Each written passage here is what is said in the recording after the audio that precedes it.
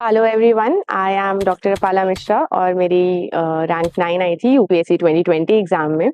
और अभी मैं आपसे बताऊंगी कि एग्ज़ाम क्लियर करने के बाद क्या होता है।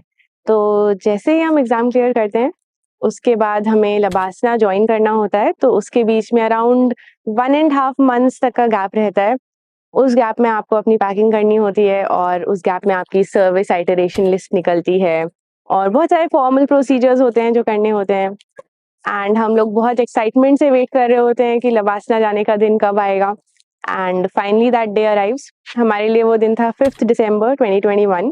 और जैसे ही हम लबासना पहुंचते हैं तो सब लोग वहाँ पे बहुत एक्साइटेड होते हैं, इंथुजियास्टिक होते हैं, बहुत पॉजिटिव एटमॉस्फेयर होता है।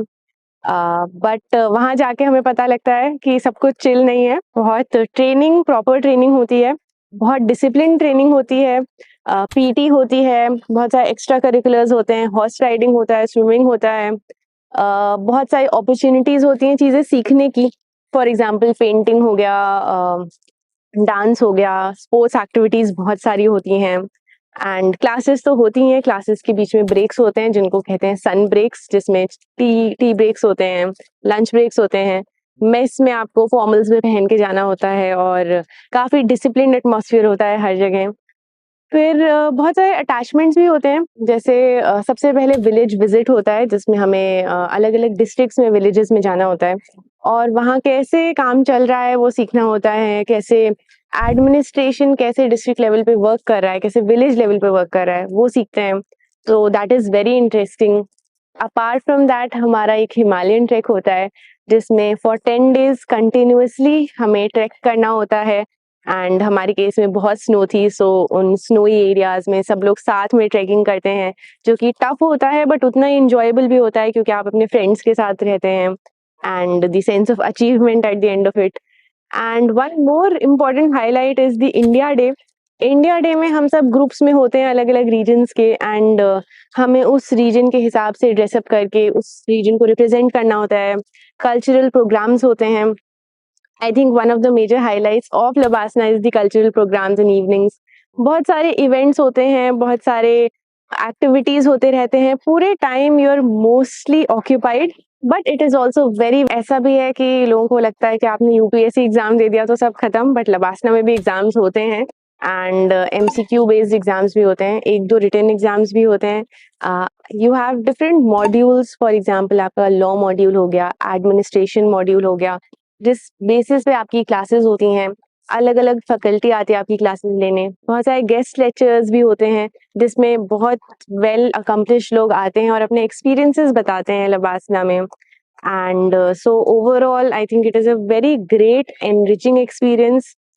जो सबसे डिफिकल्ट पार्ट लबासना का अगर मैं कहूँ तो that is, I think, PT के लिए आपको हमेशा मतलब रेडी होना पड़ता है। And also it's on a hill, तो आपको बहुत ट्रैकिंग करनी होती है ऊपर नीचे, but that is also enjoyable. It is beautiful, Mussoorie is beautiful and अच्छा एक्सपीरियंस रहता है। In 3 months you meet a lot of people and you make so many friends.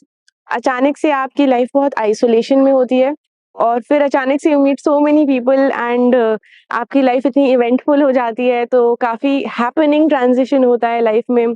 But at the same time it is also a little hectic. आप पूरे time you are less on sleep and सब लोग इतना खुश भी रहते हैं, high on adrenaline. तो एक तरह से काफ़ी वो 3 months कैसे बीत जाते हैं वो पता ही नहीं लगता है बिल्कुल भी। तो ओवरऑल आई से it is a great experience and जो भी सब आप यूपीएससी एग्जाम में पढ़ाई करते हैं वो सब काम आता है। आपके जो भी सब पढ़ाते हैं लबासना में उसमें कहीं ना कहीं काम आता है। तो I think it is great, wonderful and all the best to everyone preparing for this exam.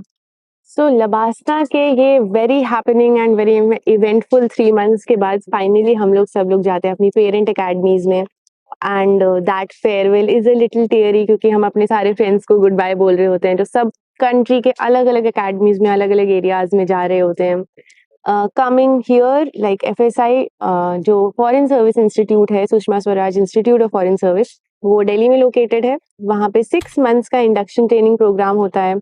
उस इंडक्शन ट्रेनिंग प्रोग्राम में भी बहुत सारे टूर्स होते हैं, बहुत सारे अटैचमेंट्स होते हैं। सबसे पहले शुरुआत होती है भारत दर्शन से, जो कि बहुत ही मच अवेटेड होता है। In the Indian Foreign Service, Bharat Darshan is 2 weeks and all other attachments are 1 week. तो ओवरऑल काफ़ी सारे हफ्ते होते हैं जिसमें हम बाहर होते हैं दिल्ली से। तो वहाँ पे इन भारत दर्शन वी चूज़ आवर लोकेशंस और बहुत अच्छी-अच्छी एरिया अच्छी-अच्छी सीनरीज़ ऑफ इंडिया देखने को मिलती हैं। Then we have certain attachments like ISRO attachment in Bangalore और different attachments in Mumbai and a lot of places. तो बहुत knowledge मिलती है, बहुत सारे लोगों से interaction होता है। We also have a state attachment जिसमें आप अपने home state जाते हैं। तो overall it is a lot of traveling and it is a lot of fun. And इसी बीच हमें अपनी लैंग्वेजेस चूज करनी होती हैं। हमारी लैंग्वेजेस अलॉट होती हैं on the basis of our preference and rank. तो लैंग्वेजेस अलॉट जब हो जाती हैं तो उसके बाद आपको अपनी कंट्री में जाना होता है जहाँ पे वो लैंग्वेज सीखने आप जाते हैं एज अ लैंग्वेज ट्रेनी। तो अगर आपकी लैंग्वेज फ्रेंच है तो आपको जाना होगा फ्रांस, अगर आपकी लैंग्वेज जर्मन है तो आपको जाना होगा Germany, and if it's Spanish then you have to go to Spain. Likewise, everyone gets divided into different cohorts of languages. ये languages हर साल vary करती हैं, depend करता है कि उस साल कितनी vacancies हैं किस language में। Usually 5 UN languages तो रहती हैं, additional to that और languages भी include हो सकती हैं। So then after that, after 6 months हमारा 2 months ministry में attachment होता है जिसमें हम desk job करते हैं, जिसमें हम filing work करते हैं, and then we get a little amount of preparation leave जिसमें हम packing करते हैं अपनी, and then off we go to our different destinations और फिर आगे का experience I think I'll share after 1 year. Hobbies की बात की जाए तो LBSNAA gives you a lot of opportunities to pursue your hobbies also.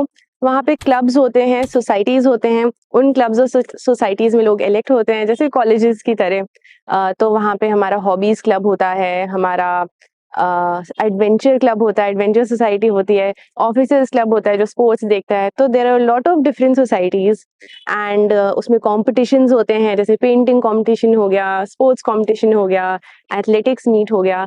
तो हमेशा कुछ ना कुछ ऐसा चलता रहेगा। You get a lot of opportunity to develop your self, to grow, to interact with people, and you find yourself as a much more evolved person once you're done with every